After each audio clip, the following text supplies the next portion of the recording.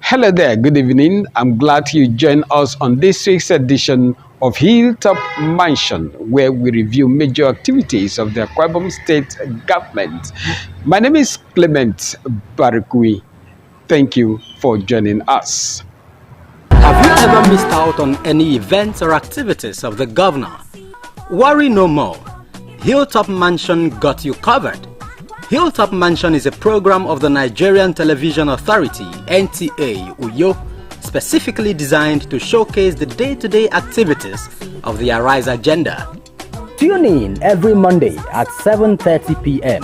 on Star Times, Channel 103, and our social media platforms on Facebook and YouTube to join us. Hilltop Mansion, showcasing the Arise agenda. The first event we have for you on this edition of the program has to do with the project delivery meeting for the month of July.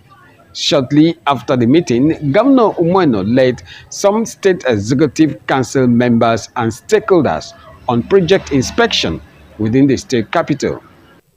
The monthly project delivery meeting reviewed progress on strategic projects across agriculture, healthcare, housing, transportation, tourism, and security. Governor Umueno described the monthly delivery meeting as an important accountability platform for assessing performance, resolving implementation challenges, and ensuring value for public funds. I believe absolutely that these hotels must make profit.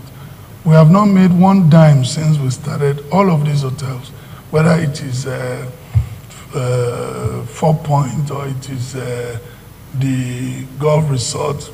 Government keeps funding as a budgetary item. And I've always asked myself, if one person were to have this hotel or build it, won't we make profit? So we've done a lot of things, and with the 4 Point by Sheraton, the story is completely a mess, but I believe we should be able to wrap up at this point so that to take over full management, and we'll still retain the name. We are working a different arrangement where we just have the branding for international status. We've done over 1,300 kilometers of roads, and we'll be looking at this with 40 bridges. We'll see where they are. We are doing something in Lagos, and they've come off the ground. In the villages, if you have been looking at this board, there's no local government we have not touched. Again, depends. You may not be able to be very accurate with everybody, but I believe, and I stand to be corrected, more than any government that has ever been in this state, this government has touched every local government. And, so whether it's at the same rate, I don't know. Votes are not even at the same rate. So, but we are doing well. We have built over 450 compassionate homes, and we are on target. We are on track to hit our 500 homes across. There's no ward in this local government that we don't have a compassionate home. And to us, it might just be a home. But you see, there's solar light, there's water. It serves that community. Some community now use the place to gather in the evening to do folklore, folk stories. Some charge their phones, some do all of that. So there's a little bit of life within that neighborhood. We also give the owners of those houses some token 500,000 to start a trade. I've watched this project put real life back into people that were hopeless, completely hopeless. And by the way, That project is my legacy project. That is the project after my heart. It's not so much of the big things we're doing. It's how much these little people, each time you donate a house to somebody, ordinarily you watch the person just come back to life. You see the joy, the smile. It gives you so much peace. Recently, we have some little issues on Ibom port. We are not going to discuss that here. We believe that we are working behind the scene, and very soon we'll come up with one voice, at least one big voice.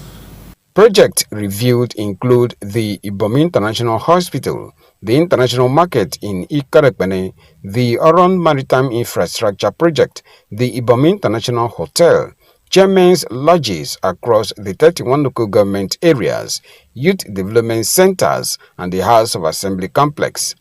Day 1 of the meeting featured inspection of the 20 out of the 50 newly purchased CNG buses. I want to commend His Excellency the Governor and members of his team for yet another very innovative and people-centric program that he's executed.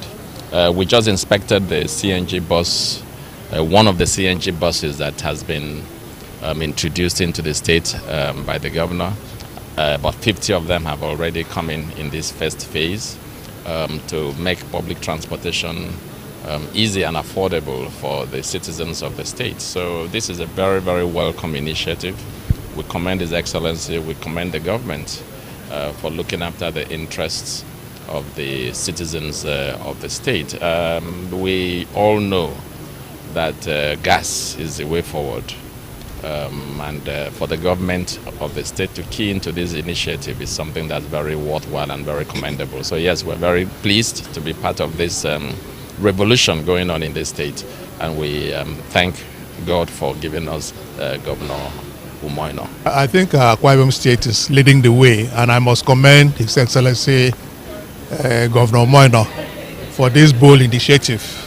There was a discussion around how governments could provide palliatives to help reduce the impact of the removal of fuel subsidy, which affected transport fares and prices of commodities, goods, food, and all that.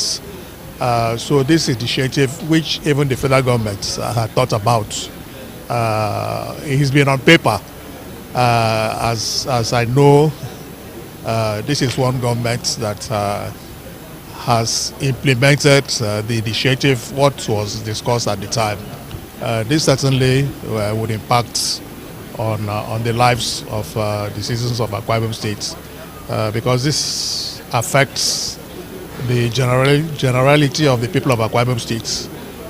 Would affect expenditure on transportation, transport fares, would provide comfort, would also ensure that people can move freely within the local governments. And Akwa Ibom indeed is ready for this initiative because of our good road network. And again, we must commend the governor for this very bold step. The people are happy, and we just inspected the buses, the standard brand new buses, and in line with global practice of moving to CNG powered buses. Akwa Ibom again is leading the way in that regard. So it's a happy day for the people of Akwa Ibom State. Well, as far as we are concerned, we are very happy with what the governor has done, and understand this is the first batch for a long number of buses that are coming, and I'm happy that he has keyed into this initiative in the interest of our people, because we have good network of roads within Akwa Ibom State. There is no part of Akwa Ibom you cannot reach within an hour.